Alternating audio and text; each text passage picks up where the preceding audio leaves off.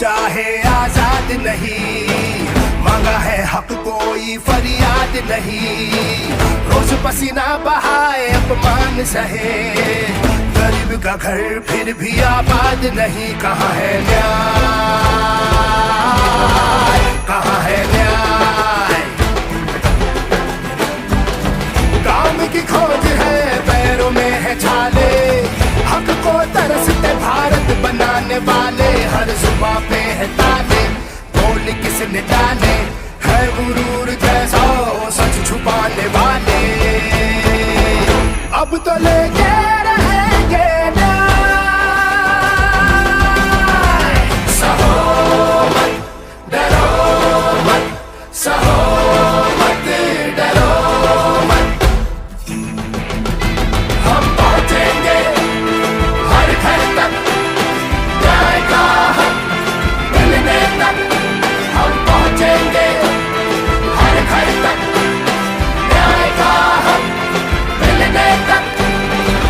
कितने गरीबों का स्वाभिमान लुट गया, गरीबों से पूछो। कितने युवाओं का सपना टूटा, युवाओं से पूछो। कितनी नारियां सम्मान को तरस रही, नारी जीवन से पूछो।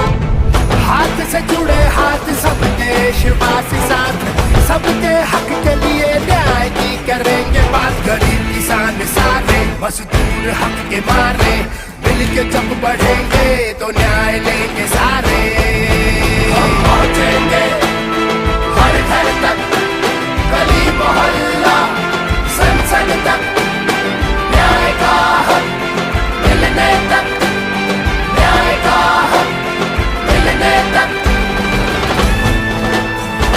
चली चली चली चली भारत जोड़ो न्याय यात्रा।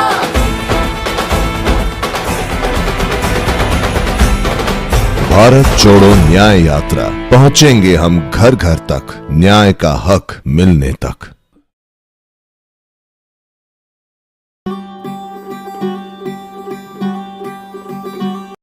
ये राह भले हो लंबी, ये राह भले दूभर हो,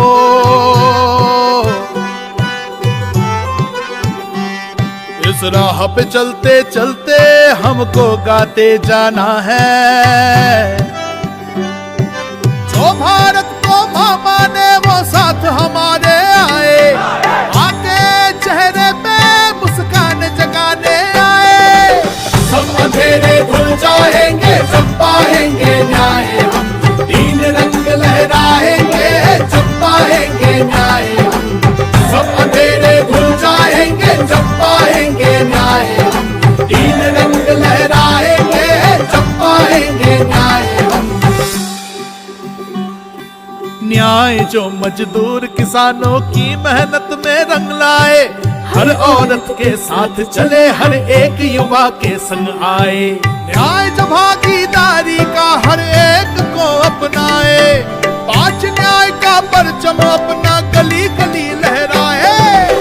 हम जुड़े और जुड़ जाएंगे जब पाएंगे न्याय, हम तीन रंग लहराएंगे जब पाएंगे न्याय। हम जुड़े और जुड़ जाएंगे जब पाएंगे न्याय, हम तीन रंग लहराएंगे जब पाएंगे न्याय। जन जन की बातें एक मन की बात के नीचे दबे नहीं, भारत माँ के बच्चे दानव दल के आगे झुके नहीं। संघर्षों की परिभाषाएं भविष्य को बदलाए, न्याय के पथ पर चलने वाले न्याय से पहले रुके नहीं। सब एक साथ मुस्काएंगे जब पाएंगे न्याय, तीन रंग लहराएंगे जब पाएंगे न्याय। हम सब एक साथ मुस्काएंगे जब पाएंगे न्याय, तीन रंग लहराएंगे जब पाएंगे न्याय। हम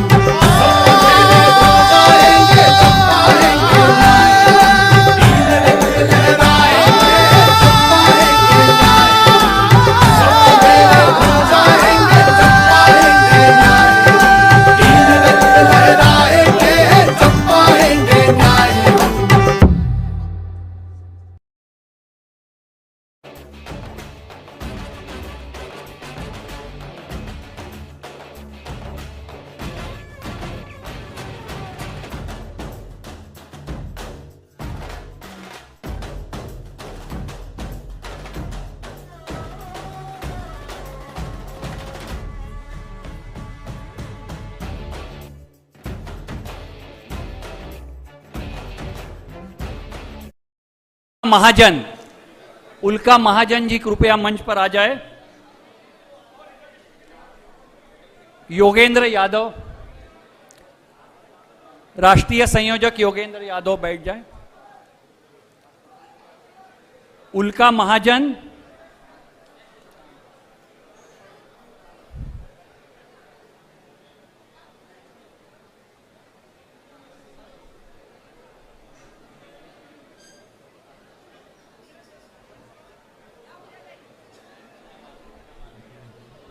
संभाजी भगत जो महाराष्ट्र में ही नहीं सिर्फ पूरे देश में जाने माने शाहिर, लोक शाहिर संभाजी भगत आपके सामने एक गीत प्रस्तुत करेंगे। संभाजी के साथीदार मिल नहीं रहे हैं, लेकिन संभाजी को साथीदार लगते नहीं है। वो अपने आप में गाना गाएंगे तो सब डोलने लगेंगे। संभाजी, अरे हमारे वो साथ में गाने वाले हैं। सर वो रिदमिस्ट को छोड़ो, उसको भी छोड़ो, ये बहुत डिफिकल्ट है। आ जाओ। और कोरस, ये संदेश को छोड़ो, संदेश को। ए बेटा आ जा। मेरे प्यारे भाइयों और बहनों, ये जो गीत है ये हमारे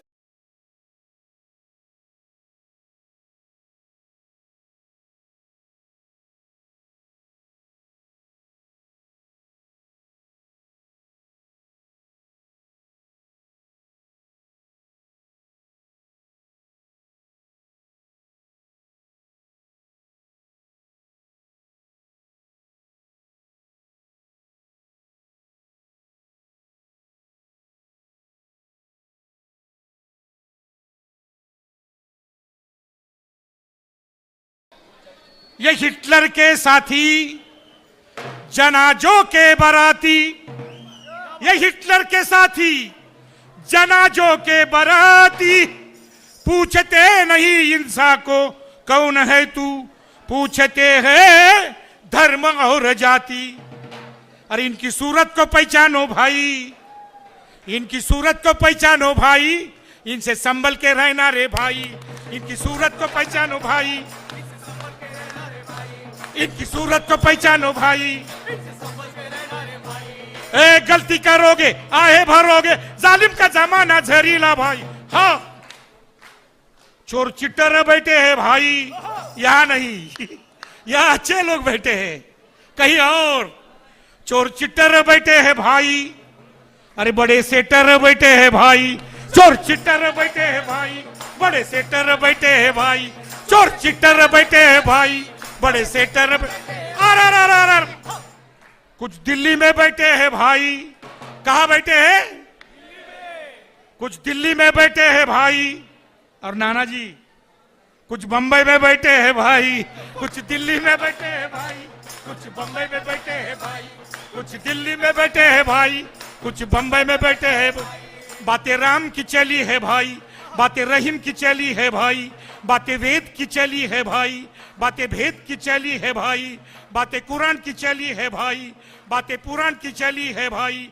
राम कथा में डूबे हम भाई, राम लीला में डूबे हम भाई, राम कथा में डूबे हम भाई, राम लीला में डूबे हम भाई, राम कथा में डूबे तो हम भाई, राम लीला में डूबे हम भाई। राम कथा तो बहुत अच्छी कथा है, जहां राम सब कुछ छोड़ के वनवास में जाते हैं, सत्ता छोड़ के वनवास जाते हैं। यहाँ राम का नाम लेने वाले सारा छोड़कर सत्ता पे बैठे हैं, तो ये राम के कोई नहीं लगते, ये राम वाले नहीं है, ये नथुराम वाले हैं। वे नेट पे बैठे हैं भाई, वे जेट पे बैठे हैं भाई, इंटरनेट पे बैठे हैं भाई, जंबो जेट पे बैठे हैं भाई, खाली पेट हम बैठे हैं भाई, सूखे खेत पे बैठे हैं भाई, जली जिंदगी बैठे हैं भाई, सूखे खेत पे बैठे हैं भाई, जली जिंदगी बैठे हैं भाई, खेत पे बैठे हैं भाई, जली जिंदगी बैठे हैं भाई। वे साइबर के सेठ है भाई, हम सत्संग में बैठे हैं भाई, साधु संतों के संग में है भाई, आसाराम के रंग में है भाई।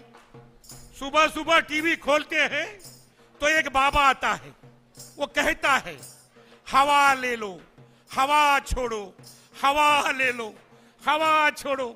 मैंने बाबा को पूछा, बाबा पूरा देश पंक्चर है, क्या हवा लेंगे और क्या छोड़ेंगे? साधु संतों के संग में है भाई, आसाराम के रंग में है भाई, सत्य साई की भाषा में भाई, सतयुग की आशा में भाई, सत्य साई की भाषा में भाई, सतयुग की आशा में भाई, साई की भाषा में भाई, सतयुग की आशा में भाई, सिलिकॉन के वैली में भाई सिया राम का मार्केट है भाई, सिलिकॉन के वैली में भाई सिया राम का मार्केट है भाई, वॉल स्ट्रीट पे बैठे हुए भाई, वॉल स्ट्रीट पे बैठे हुए भाई, वानर सेना हम बन गए भाई, वॉल स्ट्रीट पे बैठे हुए भाई, वानर सेना हम बन गए भाई, वॉल स्ट्रीट पे बैठे हुए भाई, वानर सेना हम बन गए भाई। ए अमेरिका से देते हैं झटका, अयोध्या में हमने खाया ये फटका। वे एक्टिंग करते हैं भाई, बहुत बढ़िया एक्टिंग करते हैं। मित्रों, दोस्तों, मित्रों, बंधु भगीना कुछ भी, लेकिन इतने बड़े एक्टर है। अमिताभ भी उनके सामने कुछ लगता नहीं मुझे, इतने बड़े एक्टर है। अभी कल वो बैंक का कुछ लोचा हो गया है, लेकिन उसके बारे में कुछ भी बात नहीं कर रहे है, काईकू नहीं मालूम नहीं भाई। और वे नेट पे बैठे हैं भाई, वे जेट पे बैठे हैं भाई, इंटरनेट पे बैठे हैं भाई, जंबो जेट पे बैठे हैं भाई, खाली पेट हम बैठे हैं भाई, सूखे खेत पे बैठे हैं भाई, जली जिंदगी बैठे हैं भाई, सूखे खेत पे बैठे हैं भाई, जली जिंदगी बैठे हैं भाई। वे साइबर के सेठ है भाई, हम सत्संग में बैठे हैं भाई, साधु संतों के संग में है भाई, आसाराम के रंग में है भाई, सत्य साई की भाषा में भाई, सतयुग की आशा में भाई, सिलिकॉन के वैली में भाई सिया राम का मार्केट है भाई, वॉल स्ट्रीट पे बैठे हुए भाई, वॉल स्ट्रीट पे बैठे हुए भाई, वानर सेना हम बन गए भाई। अरे अमेरिका से देते हैं झटका, अयोध्या में हमने खाया ये फटका। वे एक्टिंग करते हैं भाई, क्या करते हैं? वे एक्टिंग करते हैं भाई, हम फाइटिंग में मरते हैं भाई। वे एक्टिंग करते हैं भाई, हम फाइटिंग में मरते हैं भाई। वे एक्टिंग करते हैं भाई, हम फाइटिंग में वे सेटिंग करते हैं भाई, सेटिंग आपको सब मालूम है, ज्यादा नहीं बताता हूं। वे सेटिंग करते हैं भाई, और हम वोटिंग करते हैं भाई। वे सेटिंग करते हैं भाई, हम वोटिंग करते हैं भाई। वे सेटिंग करते हैं भाई, हम वोटिंग करते हैं। भजन भारत माता का भाई, पूजन भारत माता का भाई, बड़े जोर से चला है भाई, बड़े शोर से चला है भाई, नारा देशी का चला है भाई, धंधा विदेशी चला है भाई, नारा देशी का चला है भाई, धंधा विदेशी चला है भाई, नारा देशी का चला है भाई, धंधा विदेशी चला है भाई। खोल खोल के बैठे है भाई, मोल माता का लगा के भाई, खुले भाव से बेचा है भाई, भारत माता को बेचा है भाई, खुले भाव से बेचा है भाई, भारत माता को बेचा है भाई, खुले भाव से बेचा है, भारत माता को बेचा है भाई। ए माता खड़ी है ओपन मार्केट में, दिल्ली से दलाली चली है भाई। हाँ, अरे धंधा राष्ट्रवाद का रे भाई, कल्चरल नेशनलिज्म, धंधा राष्ट्रवाद का रे भाई, चंदा डॉलर में लेते हैं भाई, धंधा राष्ट्रवाद का रे भाई, चंदा डॉलर में लेते हैं भाई, धंधा राष्ट्रवाद का रे भाई, चंदा डॉलर में कैसे स्वयं सेवक है रे भाई, कैसे स्वयं सेवक है रे भाई, सेवा स्वयं की चली है भाई, कैसे स्वयं सेवक है रे भाई, सेवा स्वयं की चली है भाई, कैसे स्वयं सेवक है रे भाई, सेवा स्वयं की चली। रथ राम का सजाया भाई, रथ राम का सजाया भाई, और गेम देश का बजाया भाई, रथ राम का सजाया भाई। बहुत बहुत शुक्रिया शिवाजी संभाजी भगत और उनकी टीम। और जय। हमारे एक बुजुर्ग साथी रियर एडमिरल रामदास, जो भारत जोड़ो अभियान के पैटर्न रहे हैं, इंडिया जब बना अलायंस तो उसका समर्थक रहे हैं, और हमारे सभी जन आंदोलनों को हर बार सक्रिय समर्थन देने वाले रियर एडमिरल रामदास जी का निधन हुआ है। हम आधा मिनट खड़े रह के उनके प्रति श्रद्धांजलि अर्पण करेंगे। शांति।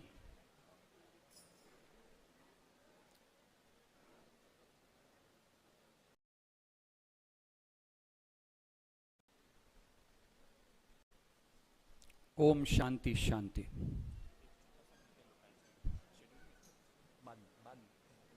अभी बहुत सारे लोग सिक्योरिटी की वजह से अंदर आने में देर हो सकती है, लेकिन हमें समय को देखना पड़ेगा।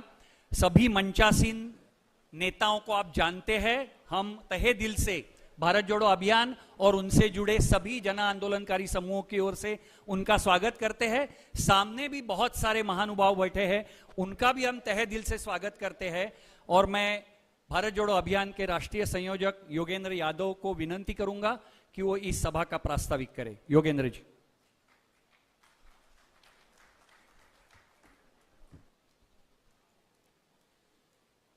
मंच पर बैठे हुए और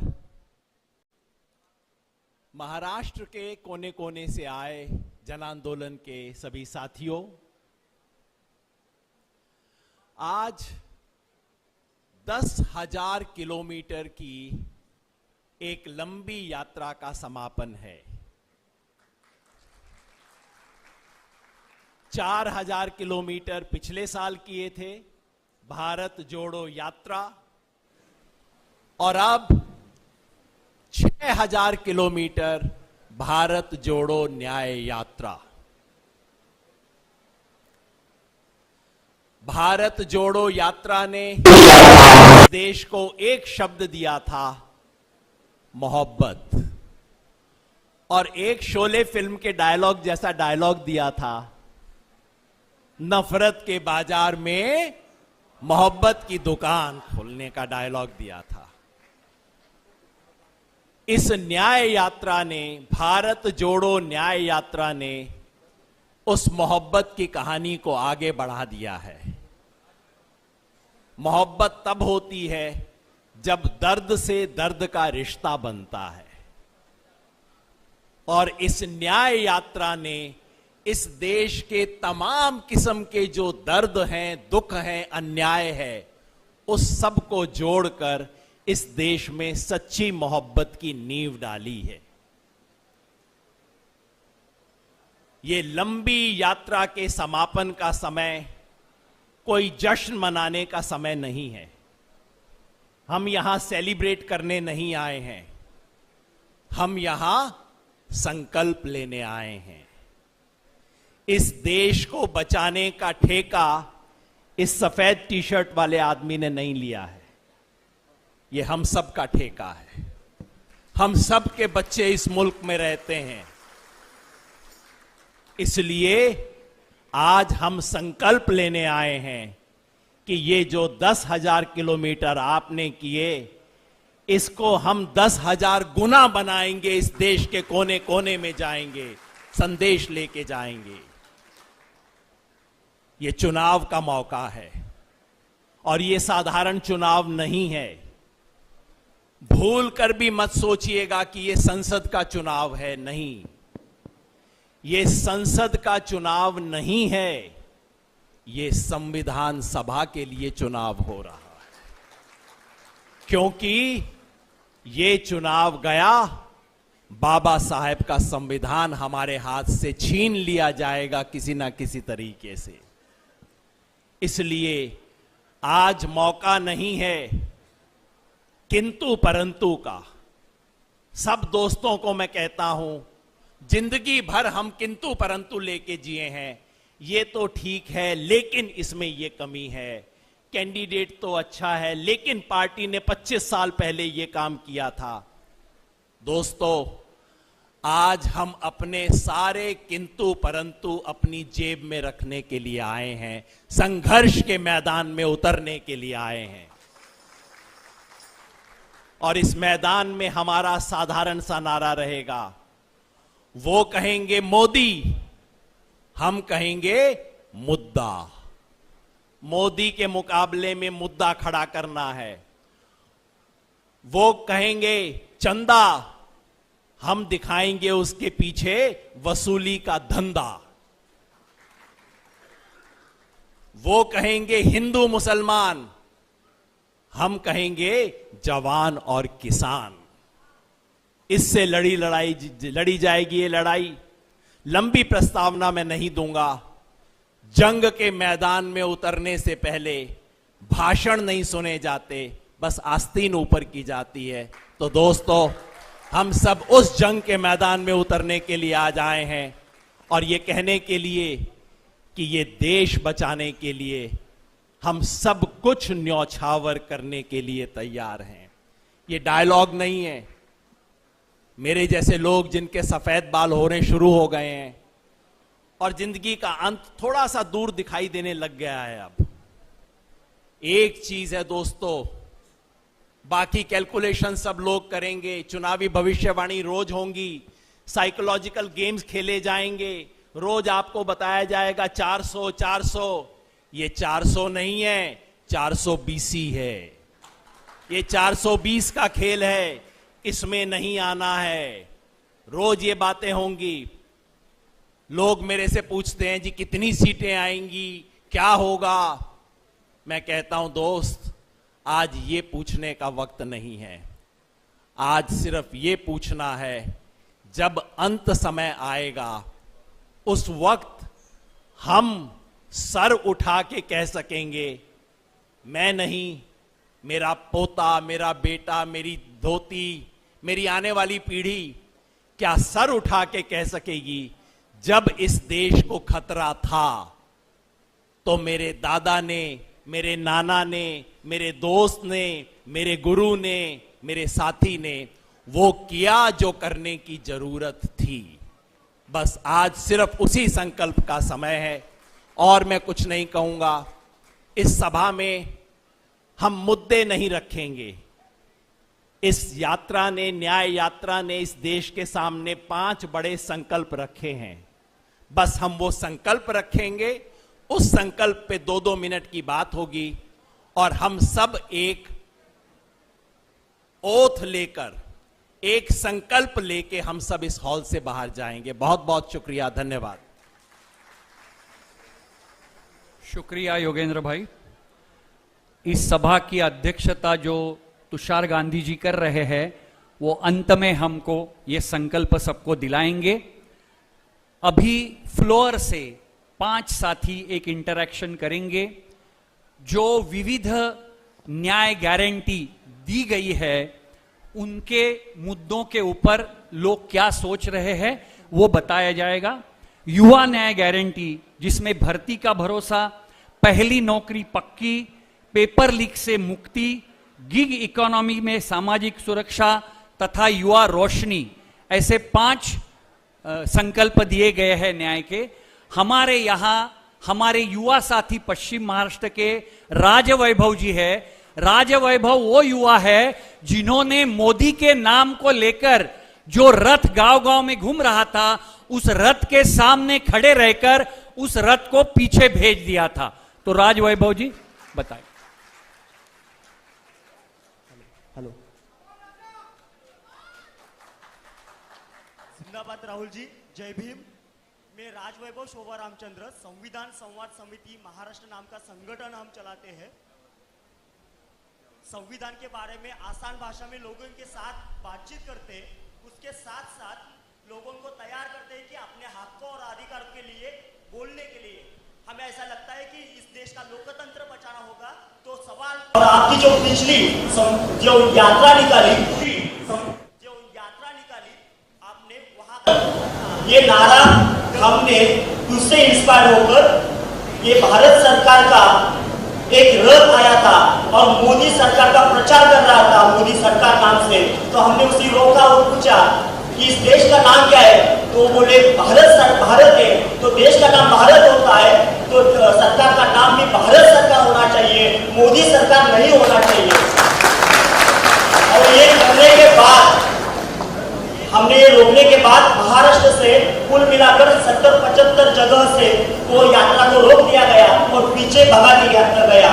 आपने अभी जो नारा दिया है, जो न्याय का है, भारत जोड़ो न्याय यात्रा का है, उस नारे में आपने जो युवा के लिए जो गारंटी दी है, वो गारंटी नौकरी को लेकर है, युवा रोशनी को पेपर का लीक होता है उसको लेकर है, और उसके साथ साथ सुरक्षा को लेकर ये पूरी गारंटी भारतीय संविधान के आर्टिकल 41 की गारंटी है।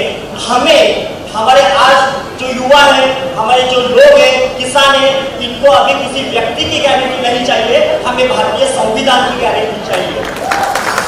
ये आर्टिकल 41 हम पढ़ते हैं संविधान में, आर्टिकल 141 कहता है कि हमें शिक्षित हो तो रोजगार मिलना चाहिए, लेकिन उसका अमल नहीं हो रहा है।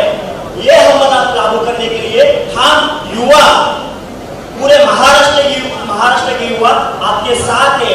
ये संकल्प हम यहाँ से भी लेते हैं। पिछले 10 सालों से जो कुछ चल रहा है, हम युवा उसके खिलाफ है। इस देश में शांति होनी चाहिए, इस देश में हमारी सुननी चाहिए। हम ऐसे कहते हैं कि संविधान की बात जो है वो देश में लागू होना चाहिए, तो अपने घर में भी लागू होनी चाहिए। हम संविधान की ये बात घर से लेकर देश तक पहुंचाएंगे। हम आपके साथ हैं। और हमें ये, मैं जिस साहू जी की भूमि से आता हूँ, वो साहू जी की भूमि सामाजिक न्याय करती है, और आपने वही नारा आगे लेने की बात की है। मैं आपको शुक्रिया करता हूँ। उसके साथ साथ हम आपके साथ हैं, ये वादा भी देता हूँ। जय भीम। जय भीम। बहुत बहुत शुक्रिया। जय भीम।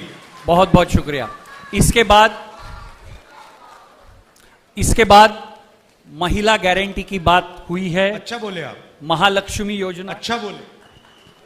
महालक्ष्मी योजना, आधी आबादी पूरा हक, शक्ति का सम्मान, आशा और आंगनवाड़ी और सभी कर्मचारियों को अधिकार मैत्री और सावित्रीबाई फुले हॉस्टल केंद्र, नारी सम्मान, अल्पसंख्यक सम्मान।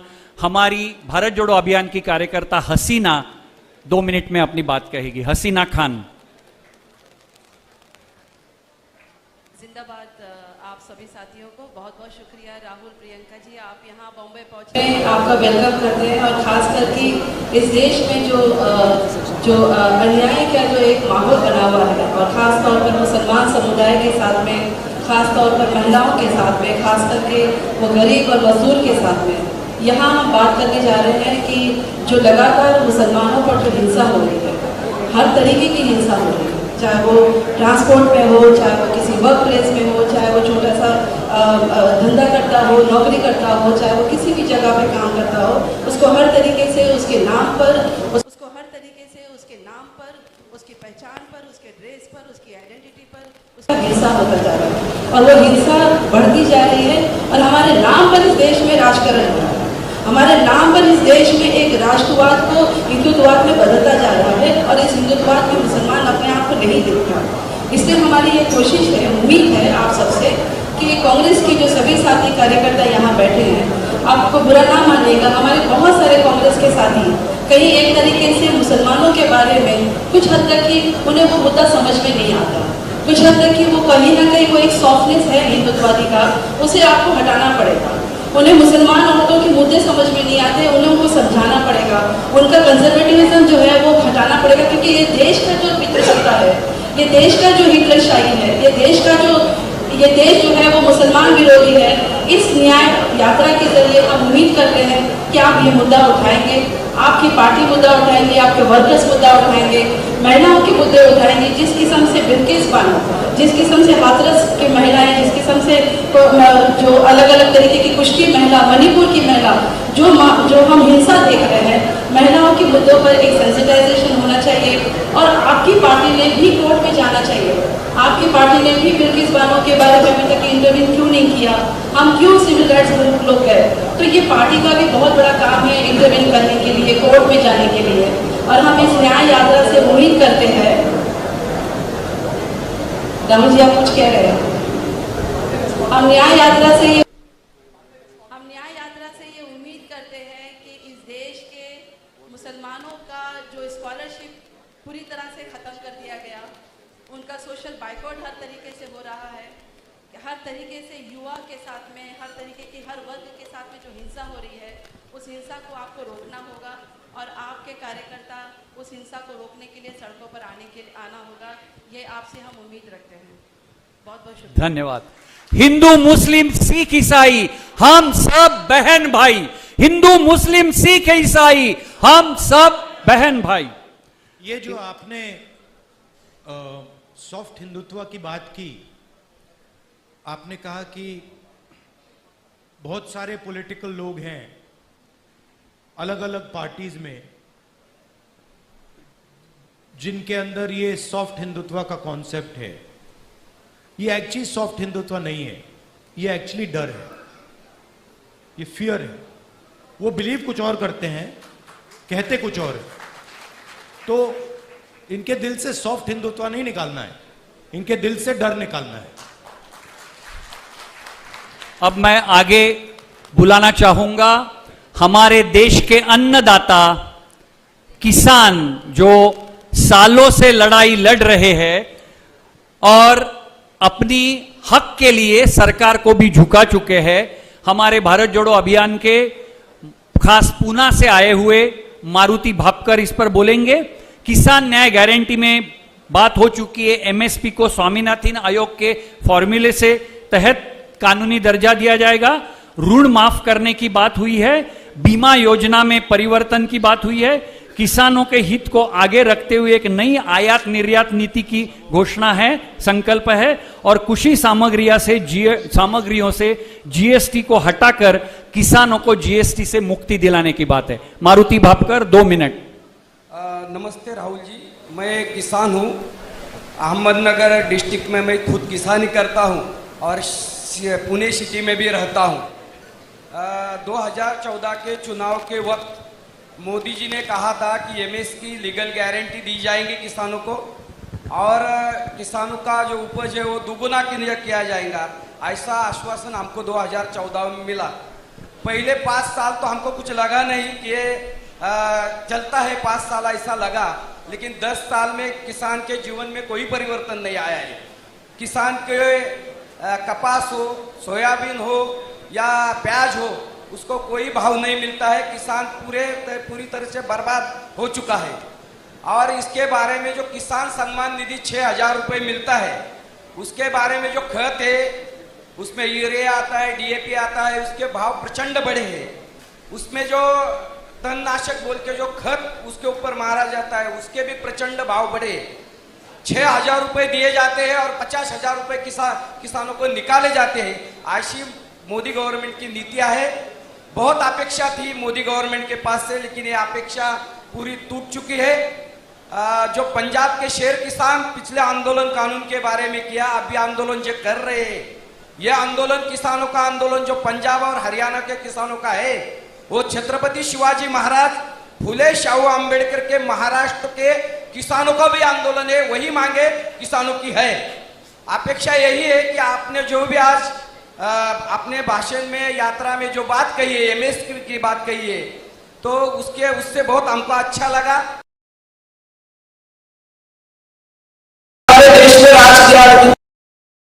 देश में राज किया लेकिन किसानों ने सुसाइड।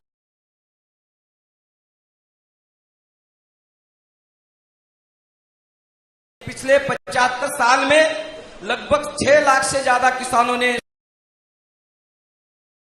पूरे देश का किसान या विश्व का किसान जब तक सरकार को सपोर्ट नहीं करती है, आर्थिक बल उसको नहीं पीछे देती, तब तक किसान ये इसमें बच नहीं सकता। मुझे आपके साथ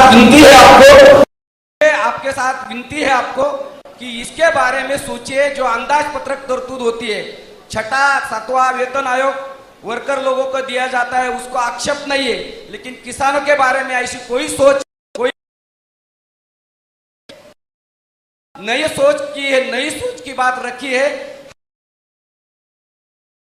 गारंटी और अंदाज जो बजट है उसमें तरतूद और सरकार की पूरे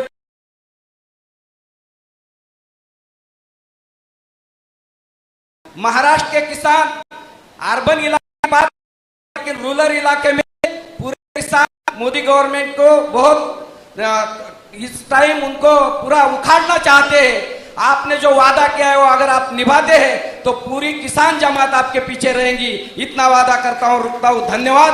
जय जवान जय किसान। जय जवान जय जवान। बहुत बहुत शुक्रिया मारुति भपकर जी।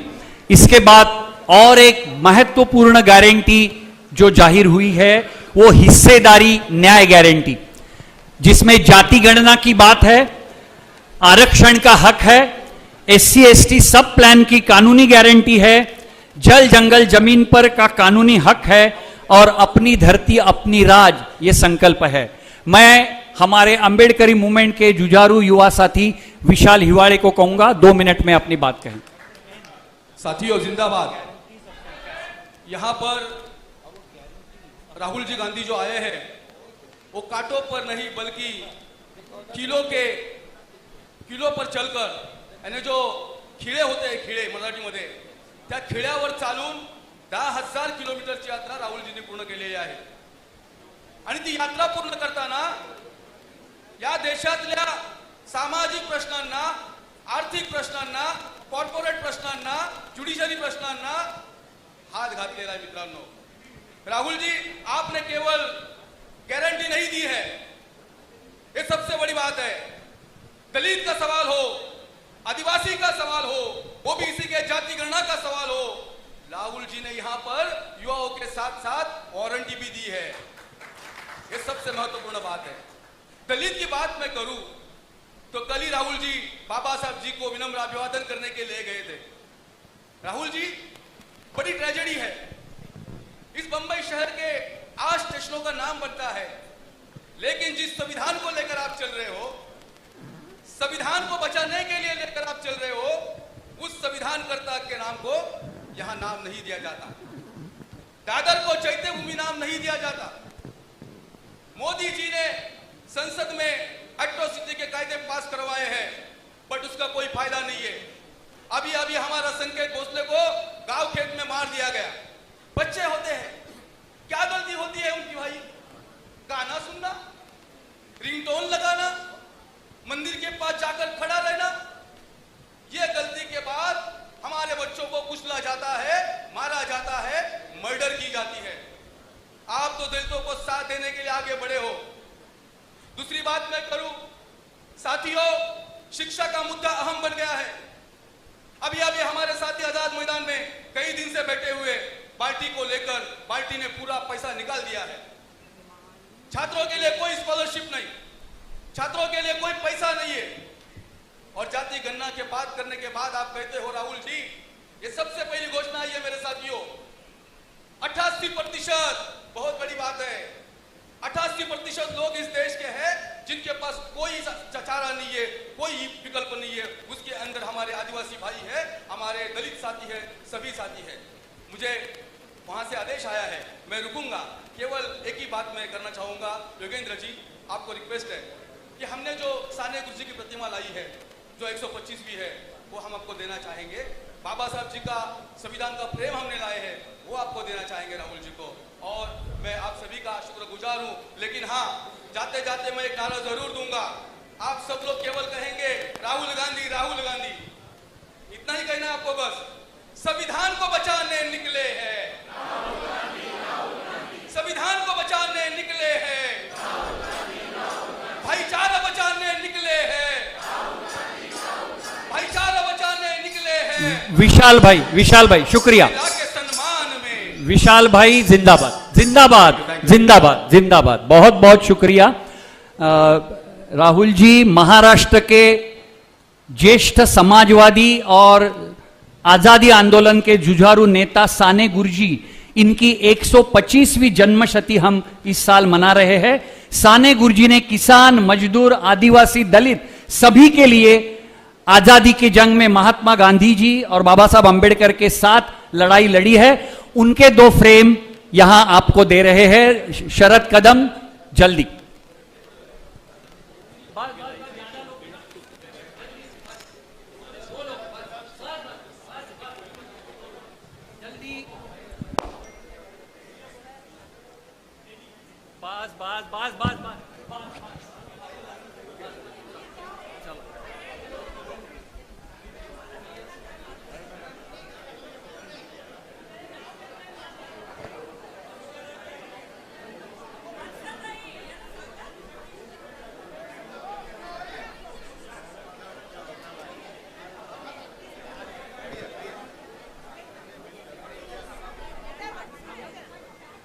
किसको आने देना है सर? सर आप मुझे बता दीजिए, और किसी को आने देना है? अरे नहीं किसी को, प्लीज प्लीज, हम सब एक है नारा दे रहे हैं ना हम, तो हमारे एक प्रतिनिधि जाएंगे उतना काफी होना चाहिए। प्लीज समय को देखिए, प्लीज प्लीज। चलिए, जिंदाबाद शरद भाई, चलिए चलिए।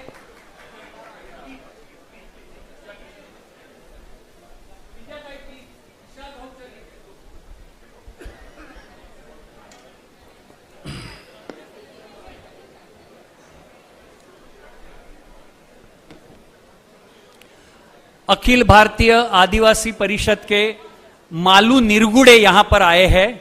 मैं उनसे विनती करूंगा कि वो 2 मिनट अपनी बात रखें। मालू निरगुड़े, आदिवासी हक। मालू निरगुड़े जी को माइक दीजिए प्लीज।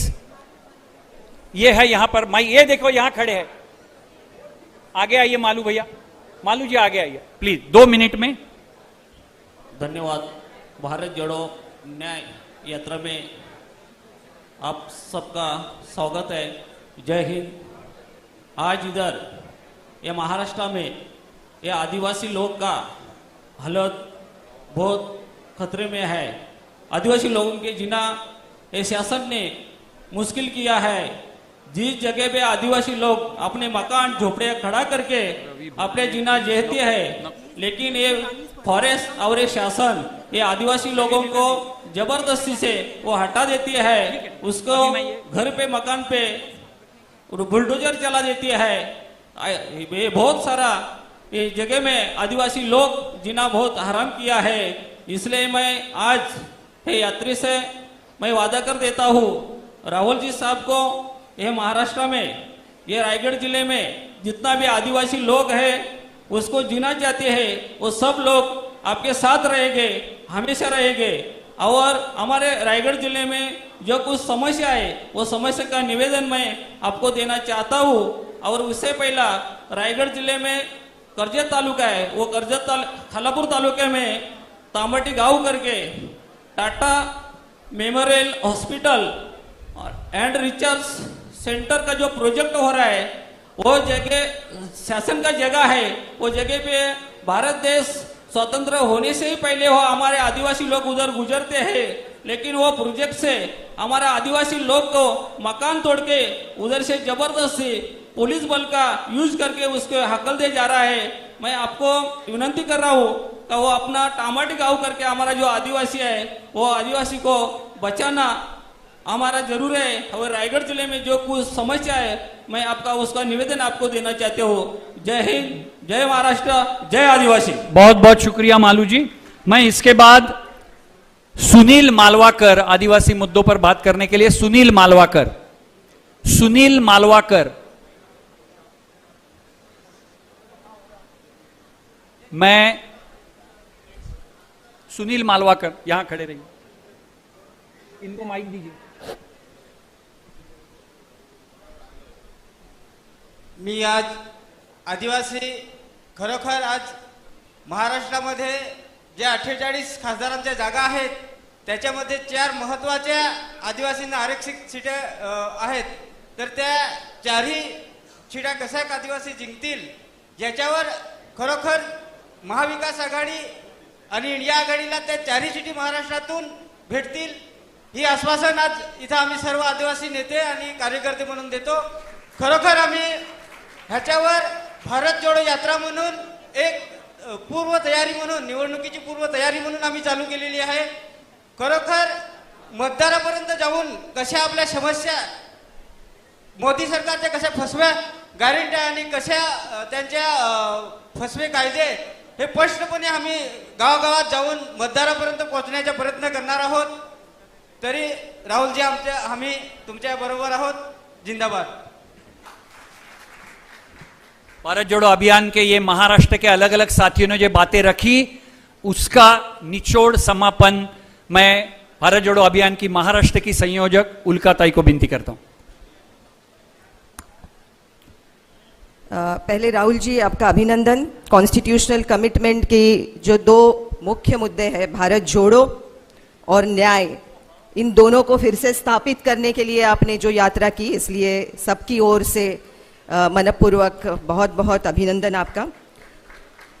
संविधान में जो समता और न्याय का आश्वासन है, कमिटमेंट है, हम सब जानते हैं कि समता न्याय के बिना संभव नहीं है। और इसीलिए न्याय को आपने पूरे देश के परिप्रेक्ष्य में जो एक बड़े एजेंडे पर लाने की कोशिश की, वो बिल्कुल काबिले तारीफ है।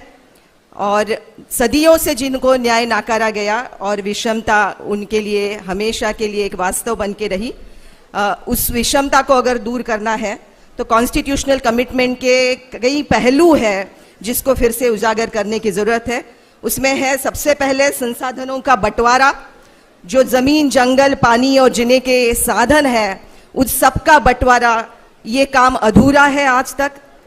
अलग अलग अवसर मिलना, समान अवसर और समान मौके की कमिटमेंट, ये भी न्याय के लिए बहुत ही अनिवार्य है। हर तरह के निर्णय में सहभाग, अपनी जिंदगी पर अपना कंट्रोल हो, अपना नियंत्रण हो, और सम्मानजनक रोजगार हो और सम्मानजनक वेतन हो, ये सारी समता और न्याय से जुड़ी हुई कॉन्स्टिट्यूशनल कमिटमेंट्स है जो आज गायब की गई है। हम उम्मीद रखते हैं कि ये फिर से यहाँ पे स्थापित होगी और ये सारी प्रक्रियाएं जो है उनको मजबूत करना, बंटवारे की, सम्मान की और जिंदगी पर अपना कंट्रोल लाने की, इसकी आशा हम न्याय इस संकल्पना में जरूर रखते हैं। आज जो फांसीवाद देश पर सवार है, उस फांसीवाद से जब हम लड़ते हैं, हम सबको मालूम है कि फांसीवाद समाज में पहले से स्थित जो सत्ता संबंध है उसी पर सवार होकर आता है। और वो सत्ता संबंध है पितृसत्ता से बने हुए, वो सत्ता संबंध है जातीय विषमता से जुड़े हुए, वो है आर्थिक विषमता से जुड़े हुए, पर्यावरणीय विनाश से जुड़े हुए और सांस्कृतिक भेदभाव और नफरत से भी जुड़े हुए। इन सबके खिलाफ लड़ाई ये फांसीवाद के खिलाफ लड़ाई है। आप हमें कमिटमेंट दीजिए, हम लड़ने की तैयारी कर रहे हैं और संविधान में दिया हुआ आश्वासन पूरा हो, इसका इंतजार करोड़ों लोगों को इस देश में है। हम सब संविधान सैनिक हैं और हमारे कंधे पर जिम्मेदारी है। इस इलेक्शन में, इस चुनाव में हम सब लोग एक साथ उतरे हैं इस जिम्मेदारी को मानते हुए कि संविधान की प्रास्ताविका में, प्रियम्बल में जो पहले 2 शब्द है, हम भारत के लोग, वी द पीपल, वो वी द पीपल जो है वो कॉन्स्टिट्यूशन को अगर नहीं संभालेंगे और सरकार अगर कॉन्स्टिट्यूशनल संवैधानिक रास्ते पर ना चलता हो तो उसको रास्ते से या उनके पद से उतारने की जो जिम्मेदारी है वो यहाँ पे सारे जो लड़ने वाले लोग हैं, जन आंदोलन है, उन्होंने अपने कंधे पर ली है कि हम भारत के लोग ऐसे फांसीवाद से लड़ेंगे और संविधान का जो कुचला जा रहा है, ऐसे कुचलने वाली सरकार को हम सत्ता से उतारेंगे। इस निर्धार के साथ महाराष्ट्र में लड़ाई जारी है। भारत जोड़ो अभियान 18 कॉन्स्टिट्यूएंसी में काम कर रहा है महाराष्ट्र के, और वहां पे रात दिन काम कर रहे हैं। पार्टियों का काम शुरू होने से पहले हमारा काम जारी है। हम लड़ रहे हैं बीजेपी के 4 औजारों के खिलाफ। एक है भूख, दूसरा है भय, तीसरा है भ्रम और चौथा है भेद। ये 4 आयुध लेकर बीजेपी की सत्ता, आज वो सत्ता में बैठे हैं और सब पर ये थोपा जा रहा है। उसके खिलाफ लड़ना ये भी कॉन्स्टिट्यूशनल कमिटमेंट का हिस्सा है। हमने सवाल ही महाराष्ट्र की जनता के सामने ये रखा है, 2024 राज्य संविधान का या मनुस्मृति का। और जो संविधान के पक्ष में खड़े हैं वो सब आपके साथ खड़े हैं। इसके साथ एक नया मुद्दा थोड़ा जोड़ना होगा। आप जरूर वेतन की बात कर रहे हो, न्याय वेतन की बात कर रहे हो, हम उसमें एक मुद्दा जोड़ना चाहता है, सामाजिक वेतन की बात। काम के लिए जो वेतन मिलता है वो तो जरूरी है, लेकिन सामाजिक वेतन हम उसे कहते हैं जो जिंदगी बसर करने के लिए, सम्मान से जिंदगी जीने के लिए जरूरी है। उसमें है स्वास्थ्य, शिक्षा, निवारा यानी घर, राशन, पानी, ये सब जो बुनियादी जरूरतें हैं वो भी सोशल वेज यानी सामाजिक वेतन का हिस्सा होना चाहिए। ये न्याय की पूरी परिभाषा में आना चाहिए और वो उसी का आप भी एक नैरेटिव आगे बढ़ाए, ये हमारी अपेक्षा है आपसे। इस लड़ाई का चेहरा जो है वो लड़ाई का चेहरा पार्टी विरुद्ध पार्टी होने से बेहतर होगा कि भारतीय जनता पक्ष विरुद्ध भारतीय जनता खड़ी है, तो वह भारतीय जनता पक्ष से भारतीय जनता को हटाने का काम हमको करना होगा। और जिसकी भाषा, जिसकी कमिटमेंट न्याय की होगी, उनकी गारंटी तो हमारी कमिटमेंट, उनकी गारंटी वारंटी के बिना है। अपनी कमिटमेंट कॉन्स्टिट्यूशनल कमिटमेंट है और वो वैसे ही होनी चाहिए। और हम हमेशा एक आंदोलन का गाना गाते आए हैं जो साहिर लुधियानवी का गाना है, वो सुबह कभी तो आएगी। वो गाना अब आने वाले दिनों में हमको ना गाना पड़े, वो सुबह जरूर आएगी और वो सुबह को आते हुए हम देखना चाहते हैं। और बहुत सारी उम्मीदों के साथ राहुल जी इस पूरी न्याय यात्रा में, और न्याय की संकल्पना को आप और थोड़ा चौड़ा करिए, व्यापक करिए, और उसी के साथ कॉन्स्टिट्यूशनल कमिटमेंट के साथ हम आपको देखना चाहते हैं। और जरूर हम भारतीय जनता पार्टी को सत्ता से उतारने के लिए महाराष्ट्र की सारी जनता बेताब है। ये संतों की भूमि है, ये छत्रपति शिवाजी महाराज की भूमि है, ये डॉक्टर बाबा साहेब आंबेडकर की कर्मभूमि है।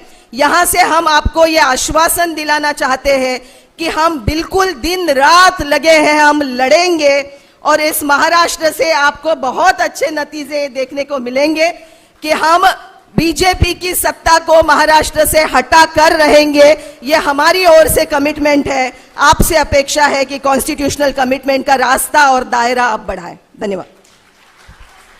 लड़ेंगे, लड़ेंगे। राहुल गांधी जी अपनी टिप्पणी देने से पहले मैं 2 मिनट के लिए कांचा इलैया जी को आमंत्रित कर रहा हूं, वो अपनी बात रखेंगे। और उसके पहले कांचा जी आ जाइए। बहुत सारे साथियों के नाम मेरे पास आए हैं, बहुत सारे लोग यहां आए हैं। मैं सबकी हाथ जोड़कर माफी मांगता हूं अगर मुझसे कुछ गलती हो गई होगी किसी को ना कहने में। मछुआरे समाज के लोगों को भी वाढ़वण बंदर के खिलाफ जो उनकी लड़ाई चल रही है उनका भी हम समर्थन करते हैं, हम आपके साथ हैं। कांचा जी। Friends, we have gathered here from the civil societies. I am from Hyderabad, of perhaps all over India, fundamentally to protect the ideals of Ambedkar and Gandhi, which are in deeper crisis today. And how do we protect these ideals of Ambedkar and Gandhi? One has given a constitution philosophy, one has given a moral freedom struggle ideology. Now, in the context of 2024 election, my appeal to all the civil societies in the countries is that we have to formulate 4-5 fundamental slogans for the nation. Ghar ghar, house house, those slogans should be taken. 1, vote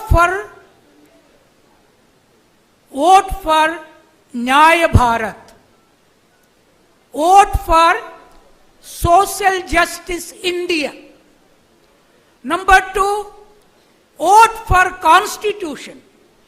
The Constitution is really in danger because already socialism and secularism are removed from the preamble.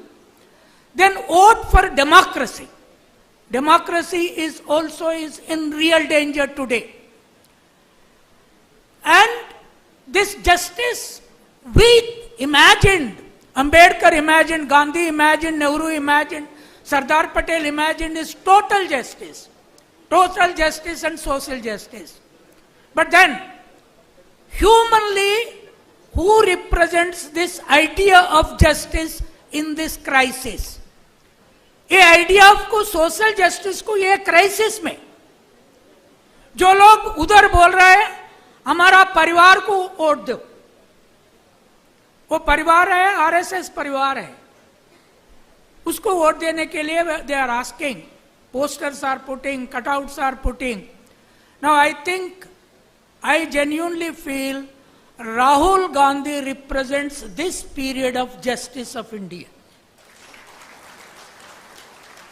And in this age in which constitution, social justice, fighting for caste census and so on, therefore every child, every mother, every social activist must formulate the slogans of vote in 24, vote for Nyaya Bharat, vote for democracy, vote for constitution, vote for Rahul Gandhi in every constituency.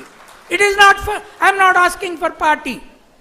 Whatever could be the party, wherever could be a regional party, a national party, whether it is with India or anywhere, I think the social activist responsibility today is vote for Rahul Gandhi to sustain, protect and keep justice in India going and surviving. Thank you. बहुत बहुत शुक्रिया कांचा जी. I will request Rahul Gandhi ji to respond. Rahul Gandhi ji. Thank you.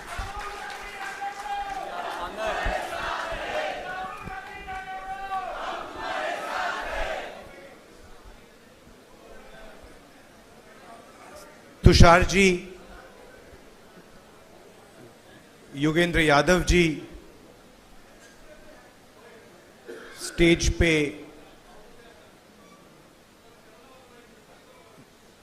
कैसे बोलें, मैं normally वरिष्ठ नेता बोलता हूं, बट स्टेज पे एमिनेंट पर्सनैलिटीज, सोशल एक्टिविस्ट्स और यहां हॉल में आप सब जो आए हैं, आपका यहां बहुत बहुत स्वागत, नमस्कार.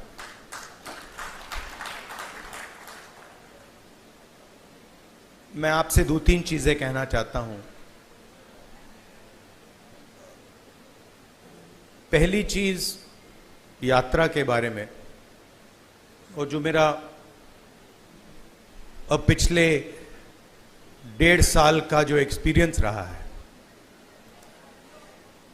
पिछले साल हम भारत जोड़ो यात्रा पे निकले. 4000 किलोमीटर चले कन्याकुमारी से कश्मीर, और हम सबको, मुझे तो पहली बार हिंदुस्तान को नजदीकी से देखने का मौका मिला. मेरे दिमाग में एक हिंदुस्तान था, एक इंप्रेशन था, और जैसे ही मैं चलना शुरू किया, वो इंप्रेशन टूटता गया, बदलता गया, और अंत में जब मैं कश्मीर पहुंचा, मेरा रियलाइजेशन ये था कि जिस चीज को मैं हिंदुस्तान मानता था, वो एक्चुअली हिंदुस्तान था ही नहीं. वो मेरे इमेजिनेशन का हिंदुस्तान था, अनइन्फॉर्म्ड हिंदुस्तान था. और ये जो मैं हिंदुस्तान भारत जोड़ो यात्रा में जिसको देखा है, ये भी एक प्रकार से अनइन्फॉर्म्ड हिंदुस्तान है. ये पहले वाले हिंदुस्तान से बेहतर इन्फॉर्म्ड है, मगर ये भी हिंदुस्तान की समझ नहीं है, सुपरफिशियल है. मगर उस यात्रा में 2 चीजें बड़ी क्लियर थी. एक कि हिंदुस्तान नफरत का देश नहीं है, मोहब्बत का देश है. और इस देश में, इसके डीएनए में रिस्पेक्ट, मोहब्बत, ये बहुत गहरा है.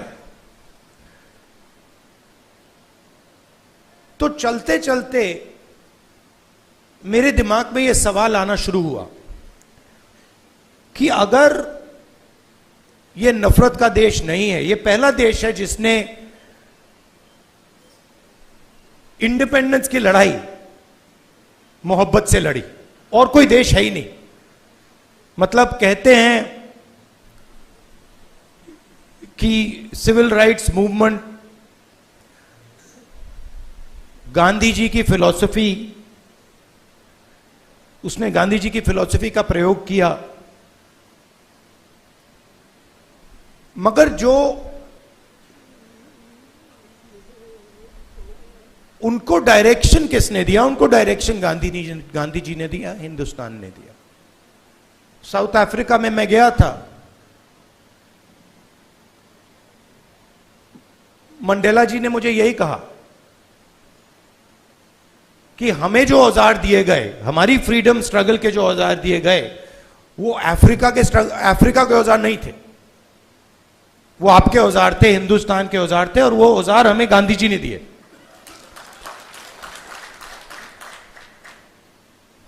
तो जब मैं चल रहा था, मेरे दिमाग में यह सवाल आया कि अगर हिंदुस्तान मोहब्बत का देश है तो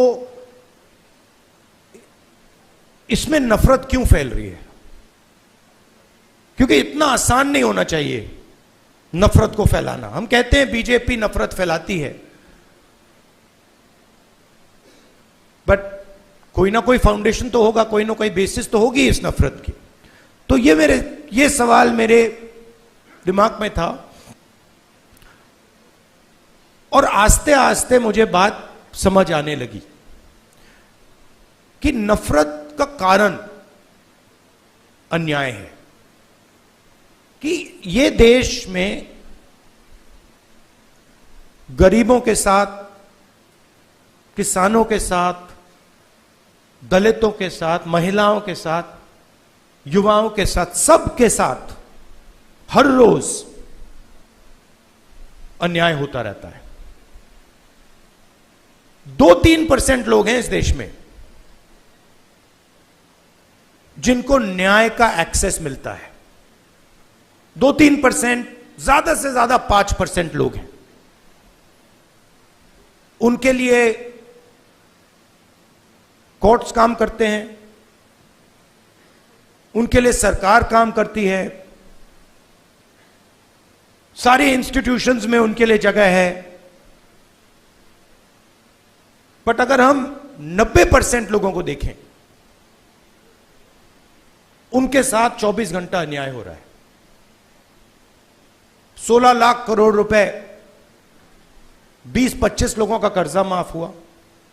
जीएसटी का पैसा है, जनता का पैसा है, किसानों का पैसा है, मगर किसानों का 1 रुपया माफ नहीं होता है। और मैंने सरकार के अंदर से देखा है, जब हमने किसान कर्जा माफी की बात उठाई, जब हम सरकार में थे,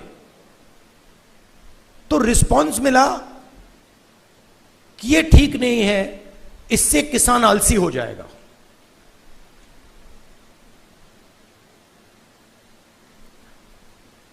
मनरेगा से गरीब व्यक्ति की आदत बिगड़ जाती है।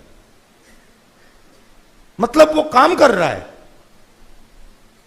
उसको आप उस काम के लिए पैसा दे रहे हो और उसकी आदत बिगड़ रही है। और दूसरी तरफ 20-25 लोग हैं, उनका 16 लाख करोड़ रुपए माफ हो रहा है, उनकी आदत नहीं बिगड़ रही। वो उसको पता नहीं विकास कहते हैं, डेवलपमेंट कहते हैं, प्रोग्रेस कहते हैं, पता नहीं क्या कहते हैं।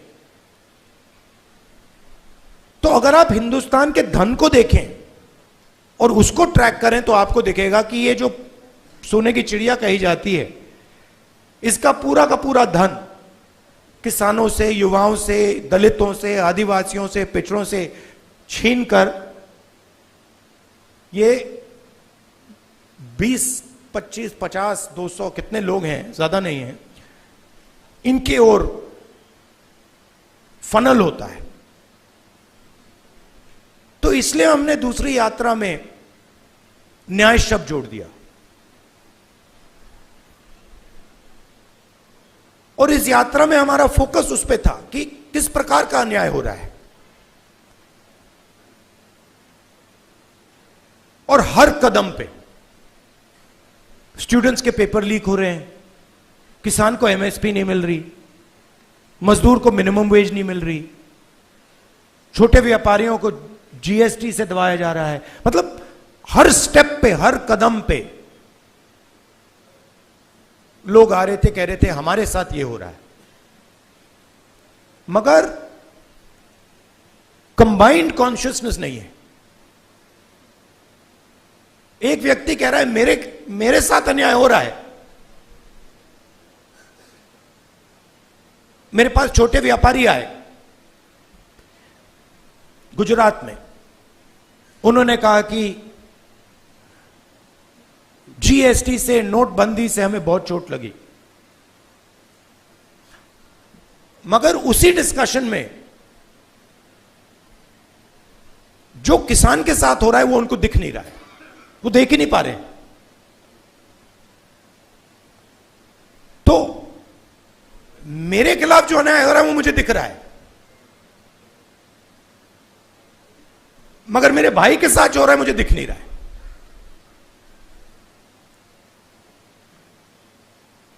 तो यह बहुत जरूरी बात है, क्योंकि जब तक आप अपने भाई के साथ जो अन्याय हो रहा है वो नहीं देखोगे, तब तक कोई मूवमेंट खड़ा नहीं हो सकता। मैं जूडो करता हूं और उसमें एक बड़ी इंटरेस्टिंग चीज है, उसमें जमीन पे गिरना पड़ता है, फेंका जाता है व्यक्ति को। तो जब पहले व्यक्ति शुरू करता है तो वो अपने आप को प्रोटेक्ट करने की कोशिश करता है। जमीन पे गिरोगे तो फिर आप अपने आप की रक्षा करते हो। फिर थोड़ा एडवांस्ड होता है, फिर उसको बात समझ आती है, वो जमीन की रक्षा करना शुरू कर देता है।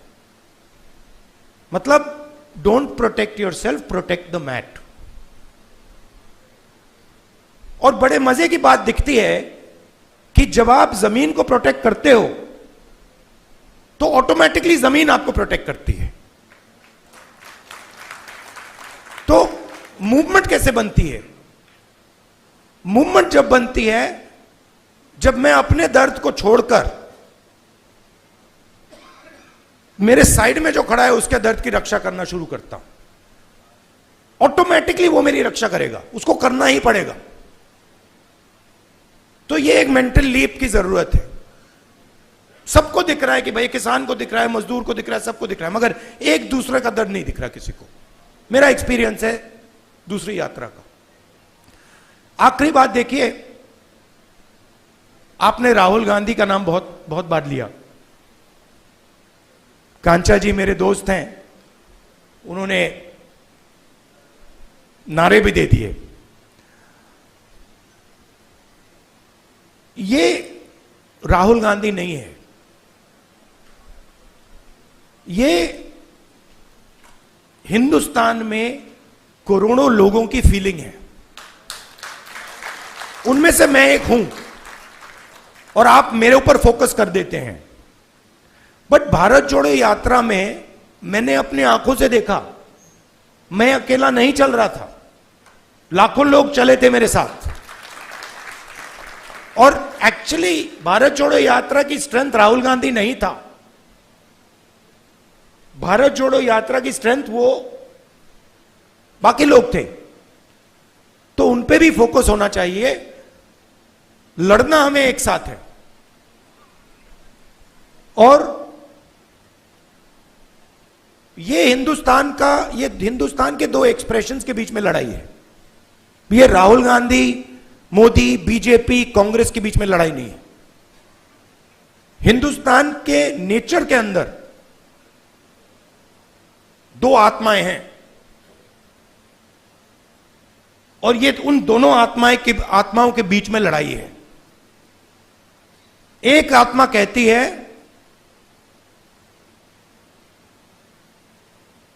कि हिंदुस्तान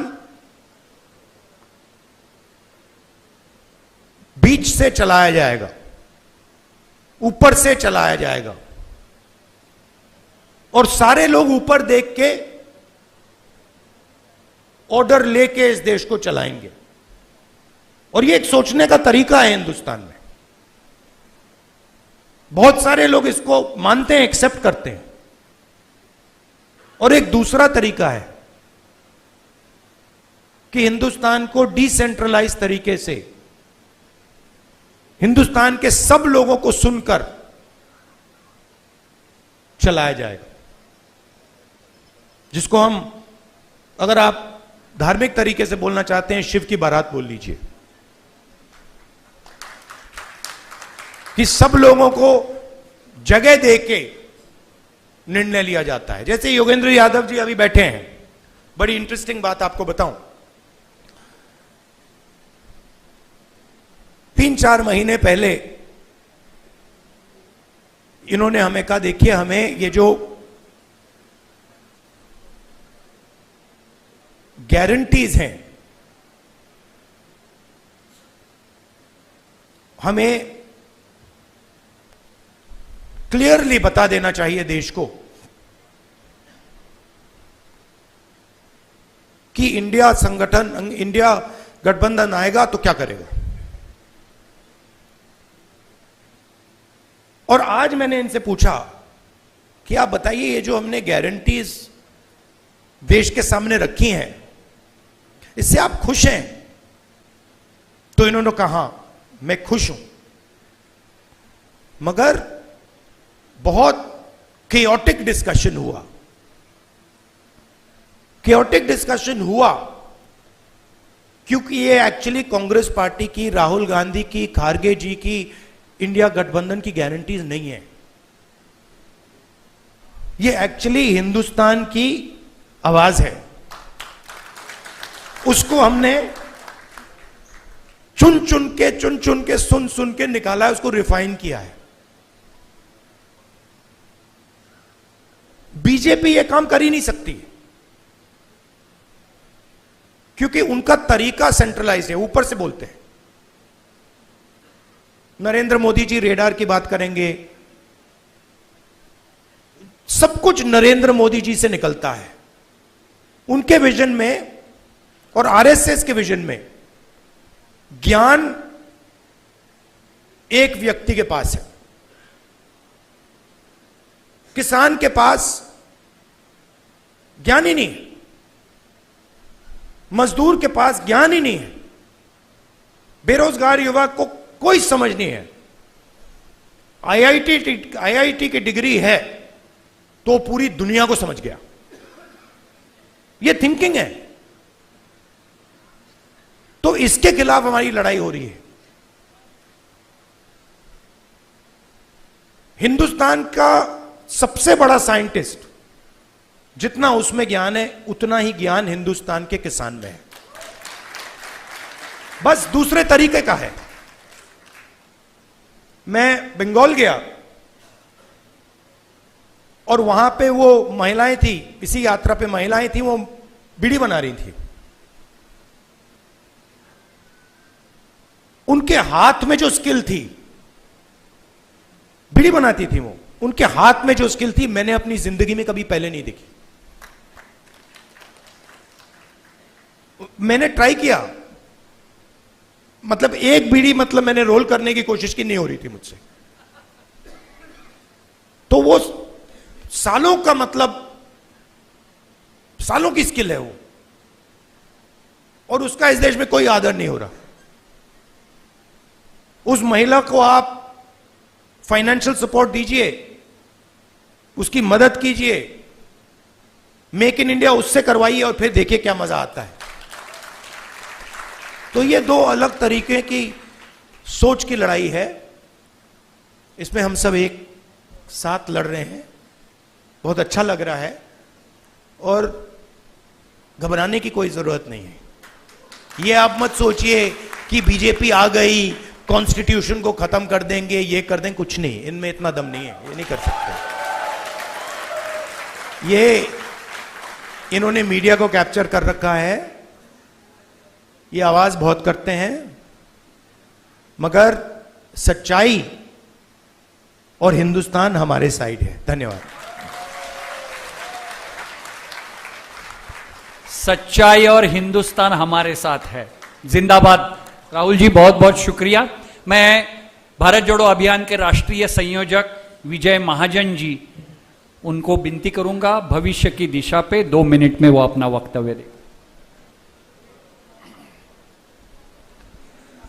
साथियों, आप सबका अभिनंदन।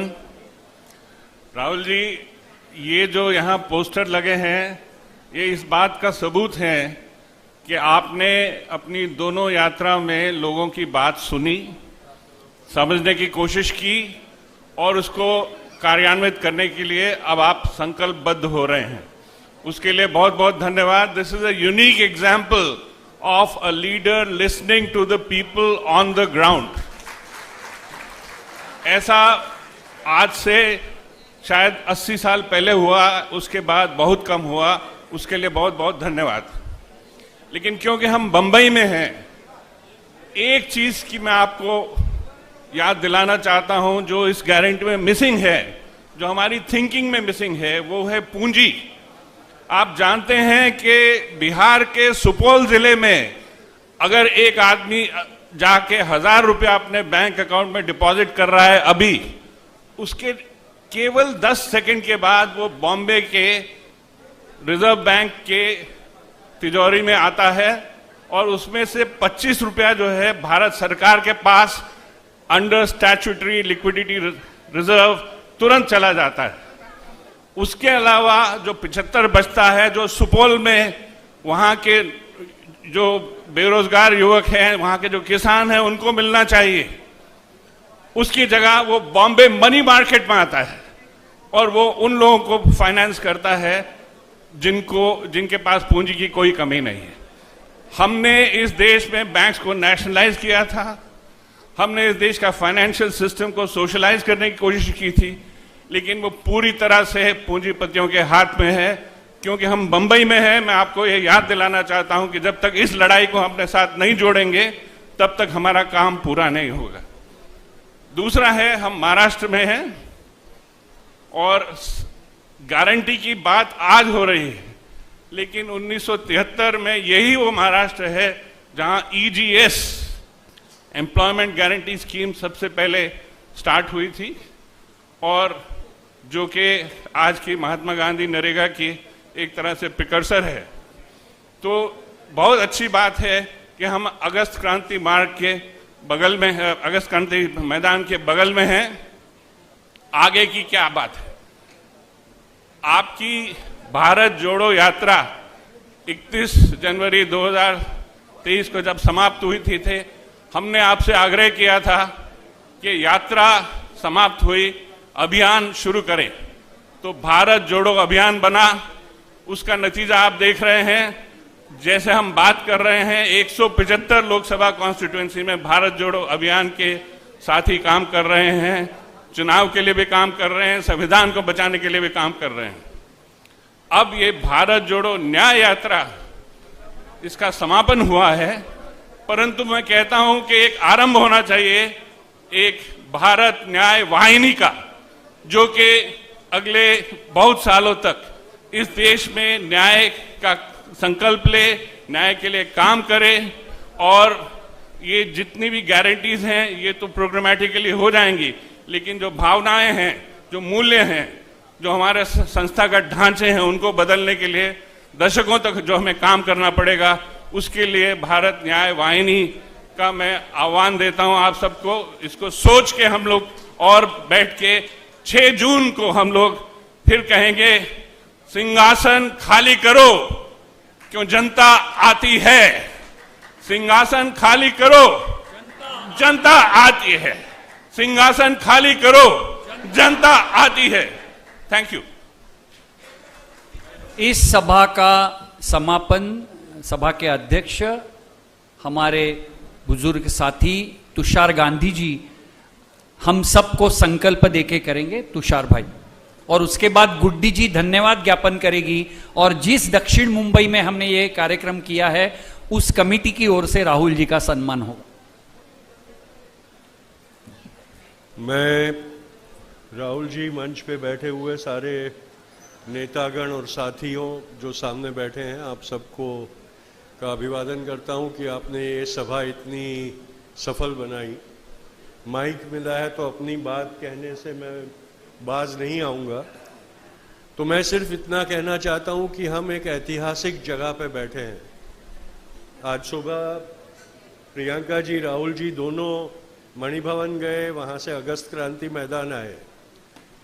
42 में उसी तरह से अगस्त क्रांति मैदान में कांग्रेस का अधिवेशन चलता था, जहाँ अंग्रेज़ों भारत छोड़ो का प्रस्ताव पारित किया गया और उसके बाद सारी लीडरशिप को पकड़ के अंग्रेज़ों को लगा था कि अब ये जो संघर्ष है वो ख़त्म हो जाएगा, चल नहीं पाएगा।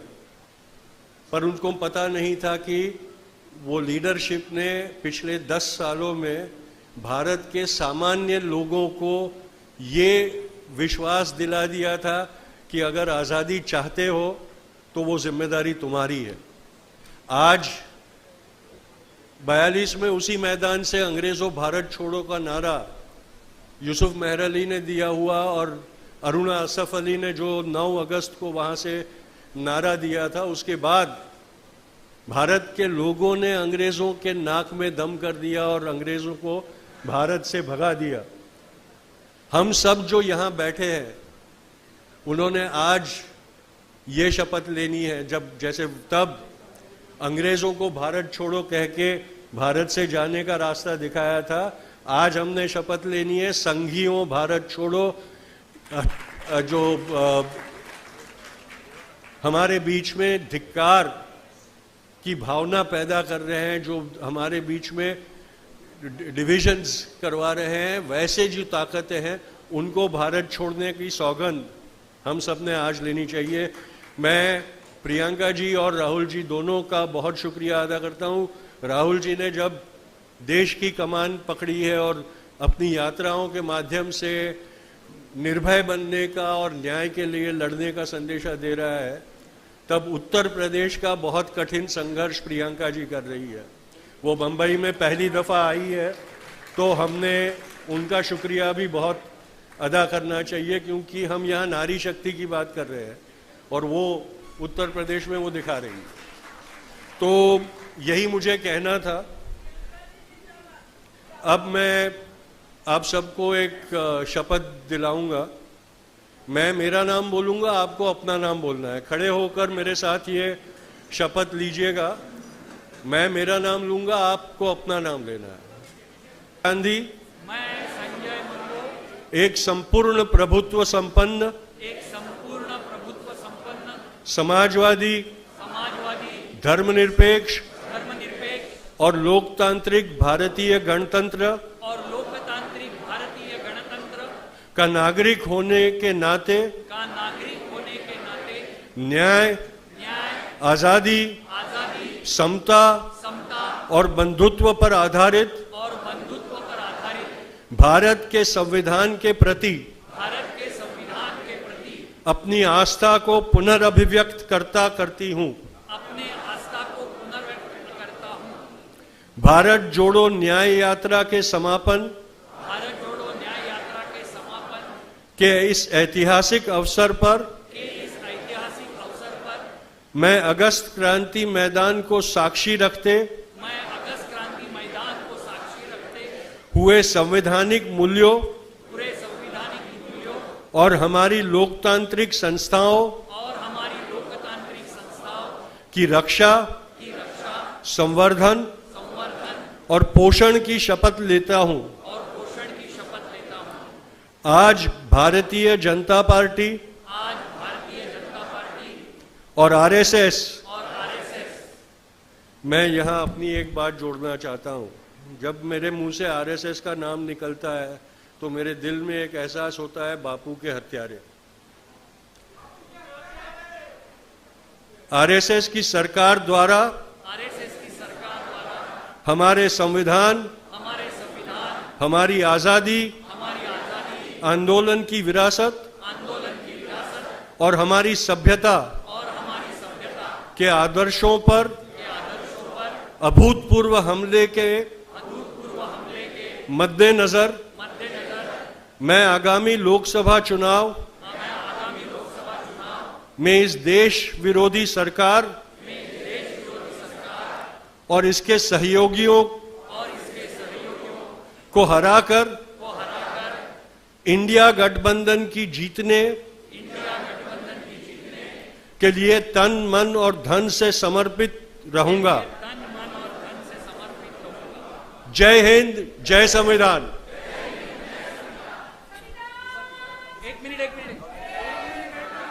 साथियों, आप सब अपनी जगह पे बैठ जाएं। मैं इस सभा के आखिरी सत्र में सभी को धन्यवाद देना चाहती हूँ। सबसे पहले महाराष्ट्र के हम भारत के लोग की तरफ से हम इस प्यार, इश्क, मोहब्बत की पहल करने वाले श्री राहुल गांधी जी को, बहन प्रियंका गांधी जी को और समस्त भारत जोड़ो अभियान की टीम को धन्यवाद देना चाहते हैं। और ये प्यार मोहब्बत जिंदाबाद, इसका ये नारा देते हुए हम ये एक अपना तोहफा राहुल गांधी जी को यहाँ पर हमारी तरफ से आभार देते हुए देना चाहते हैं। एक बार नारा लगाएंगे, प्यार मोहब्बत जिंदाबाद, प्यार मोहब्बत जिंदाबाद। दक्षिण मुंबई जिला कांग्रेस की ओर से राहुल जी का स्वागत कर रहे हैं।